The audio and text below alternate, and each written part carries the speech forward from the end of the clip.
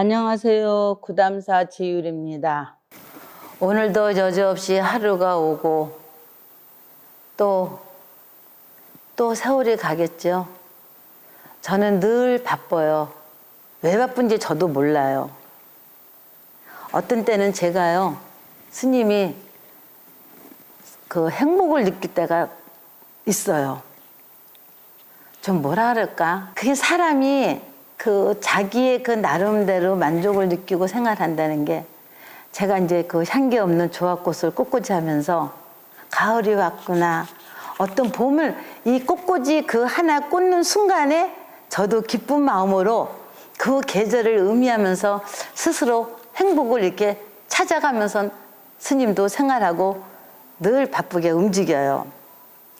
근데 우리 보살님네 분들이 이제 가끔 전화가 와요. 스님, 어젯밤에요, 꿈속에서요, 아기 꿈을 꾸었어요. 근데요, 그 아이가요, 동자 같아요. 저는 낙태했는데 왜 아기 동자로 보여요? 이제 그런 소리를 많이 해요. 근데 우리가 낙태한 애들이 거의 보면은 핏덩어리지 막 4~5살 막 큰 아기는 아니단 말이에요. 근데 부처님 경전에 그게 딱 나오는 거예요. 부처님 경전에서 뭐냐 그러면은 아비비화서론에 나오는 거기서 사마달다 존자라는 분이 중음중신은 수명이 49일이라 그랬죠. 그래서 하스밀 존자는 중음중신이 49일을 못 넘는다 했단 말이에요. 그러니까 우리는 아까 스님이 저기 법문에서 중음중신이 다시 윤회하고 탄생하고 유현하고 탄생하는데 뭐라고 말씀하셨냐면은 불다제바 존자는 중류의 수명을 일정하지 않다고 또 말씀하셨어요. 왜냐하면 태어나는 초소와 연이 일정하지 않기 때문이라 그랬어요. 그러니까 아까 스님이 저기 저번에 말씀드린 것 같이 그 중음중신이 화생에 태어날 수도 있고 습생에서 어디서 태어날지 모르기 때문에 49일이라고 딱 정할 수가 없다고 말씀드린 거예요. 그러면은 그분은 생류가 합하지 못했기 때문에 오랜 시간이 머물면서 있다는 것이었어요. 그러면 중류의 형태는 큰가 작은가 했어요. 그랬더니 그 형태는 동자 4, 5세, 6세야 그 형상이 같다 그런 거예요. 그러니까 꿈에 나타나면은 핏덩어리 애가 아니라 커갖고 보인다는 거예요. 그 형상으로서 보일 때는, 그 꿈으로 보이거나 어떤 거 보일 때는 그 형상이 4, 5, 6세 정도의 어린 아이로 보인다는 거예요. 그 형태가 그렇다면은 어떻게 어머니 애착하는 마음이고 아버지가 또 화내는 마음 같은 거, 그 전도된 마음을 어떻게, 이게 뭐냐면 아까 스님이 계속 얘기했죠. 중음신이 내가 어떤 행위를 했을 때에 보고 들어가기 때문에 그거를 어머니가 누군지 알고 아버지가 누군지 안다는 거예요. 이게 계속해서 그 똑같은 얘기가 반복이 돼요. 그러면은 그 형모는 비록 작지만 모든 것이 맹렬하고 예리한 것이 마치 벽에 그려져 있는 노인상의 형태를 말하는 거고, 내가 그 형태는 작지만 그 노인의 형상같이 아기들의 그 모습들은 예리하고 그 모습을 나타낸다는 거예요.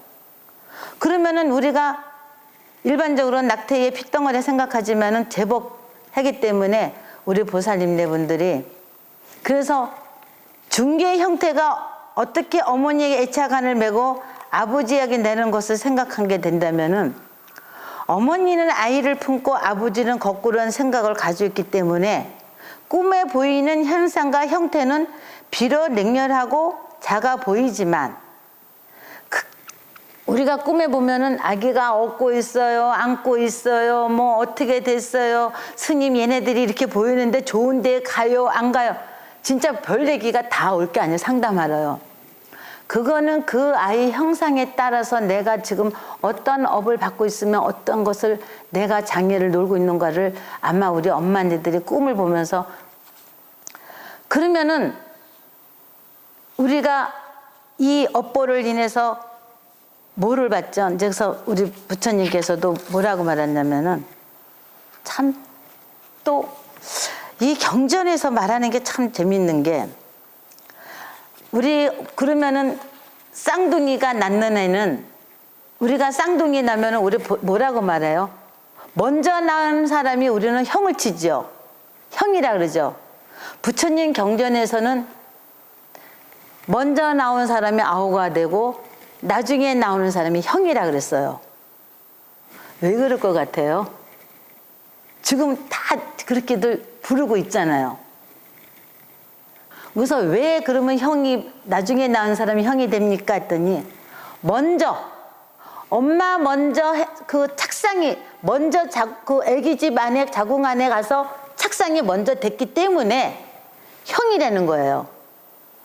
그 나중에 그 된 사람은 먼저 간 사람이 안에서 자리 잡고 그 다음 사람이 자리를 잡기 때문에 착상을 하기 때문에 안에 있는 사람이 형이 되고 나중에 나온 사람이 아우가 된다는 거예요. 부처님 경전에.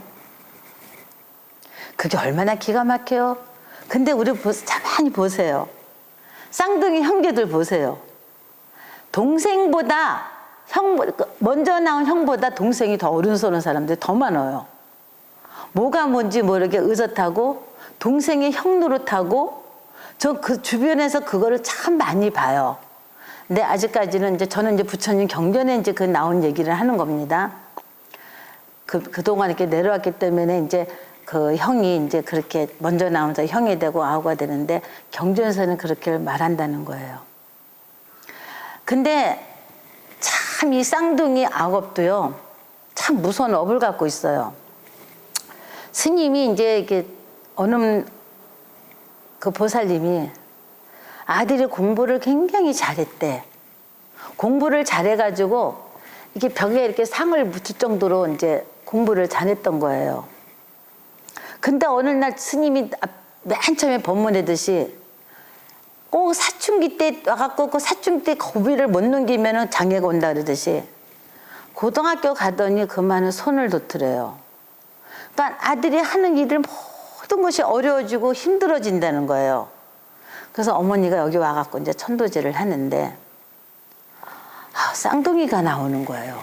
기도를 하는데 쌍둥이였는데 엄마 나는 왜 죽였어? 딱 그러는 거예요. 그 태아영이 하는 말이 엄마 나는 왜 죽였어? 저기 형아는 살아있는데 나를 왜 죽였어? 그래요. 너무 소름 끼쳐갖고 제가 물어봤어요. 보살님 혹시 쌍둥이였습니까? 그랬더니 스님 그거 어떻게 알아요? 우리끼리만 아는 비밀인데요. 그래.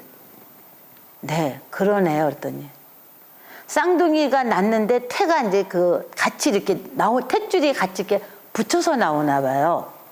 근데 이게 병원에 가가지고 했으면은 그 아이를 둘 다 살았을 텐데 옛날에는 보통 집에서 다 이거를 엄마들이 이렇게 와서 받고 좀 이렇게 많이 했었잖아요. 근데 그 할머니가 그 탯줄을 자른다고 가위를 잘랐는데 그만은 아이가 죽어버린 거야. 그러니까 하나는 살았고 하나는 죽은 거예요. 그러니까 그 원결이 어디 가겠어요? 나는 살아서 하는데 그 아이는 죽음을 당했으니까 그 원결이 살아있는 그 아들한테 너무나 심하게 그 고통을 주고 살았던 거예요. 그러니까 엄마는 그거를 모르고 우리 아들이 왜 그럴까? 그렇게 똑똑하고 모든 게 잘 돼 왜 그럴까? 근데 스님이 여기서 기도 안에서 수수께끼를 풀었어요. 풀고 나니까 그 아이 인생이 아이가 아니지 그분이 장성했겠죠. 아들이 그 어렵고 힘들던 그 고비를 넘어서 사업을 하는데 너무 잘 되는 거야. 잘 돼가지고 큰 공장 부지를 사가지고 스님 저 이사 갑니다 하면서 이제 엄마가 이제 와서 마지막 인사를 하고 갔어요. 근데 스님이 앞전에 유래 얘기했듯이 여기서 또 기도를 천도제 기도하는데 한 명인데 제가 위표를 2개를 썼어요. 그러니까 남편하고 같이 와서 기도를 하는데 얼마나 당황해요. 자기는 한 명이었는데 스님이 위표를 2개 써놓으니까 당황한 거야. 그래서 스님이 기도를 하니까 아닌데 보살 아기가 한 명 더 있는데요 그랬더니 아니요 생각해 보세요 그랬어. 그랬더니 당신이 이제 더듬어 생각해 보니까 아기를 낙태를 시킨 아이를 유산이 돼가지고 그거를 꺼냈다고 생각을 했는데 늘 밑에가 자기가 아파서 고통을 너무 느끼고 살았다는 거예요. 그래서 병원에 가봤더니 쌍둥이였다는 거야. 쌍둥이였나 봐. 근데 쌍둥이인데 하나만 아기를 끊어내고 하나는 끊어내지를 못했던 거예요. 그래서 가보니까 그 죽은 애가 아직 그 속에 남아있다는 거예요. 그러니까 아까 스님이 유래에서 얘기했듯이 만약에 그거를 발견하지 못했다면은 그 아이는 그 어머니 그 어둠 속에서 계속 갇혀 살았지 않았을까. 이제 그런 생각이 들듯이 그렇게 해서 그 엄마가 그 쌍둥이라는 걸 몰랐던 것을 쌍둥이를 인해서 다시 기도함으로써 그냥 그렇게 행복하고 가정이 원만하고 잘하고 나갔듯이 이게 우리가 살면서 그래요. 쌍둥이를 인해서 죽은 애들이 원결이 또 심해요. 이것뿐만 아니라 했듯이 우리 보살님네 분들이 부처님 경전에 항상 이렇게 스님이 맨 처음에 참 아무것도 모르고 뛰어들면서 태아 연가를 하다 보니 그때는 근거와 자료가 없다 보니까 일본해를 건너가는 거야. 일본에 건너가면은 일본에서는 수자 연가가 이미 되었으니까 그러면 내가 무언가를 내가 알 수 있겠지. 거기서 제가 스님이 몇 번 갔다 그랬죠. 처음에 법문했을 때에. 갔더니 거기서도 낙태아이를 위해서 부모가 위표를 적어놓고 애기 장난감 갖다 놓고 애기 과자 올려놓고 부모가 2분이서 이렇게 그 사찰을 갔더니 2분이서 그 태아 연가를 기도하고 있더라고요. 우리 여기에 거사들이 참 많이 와요. 남자 신도분들이.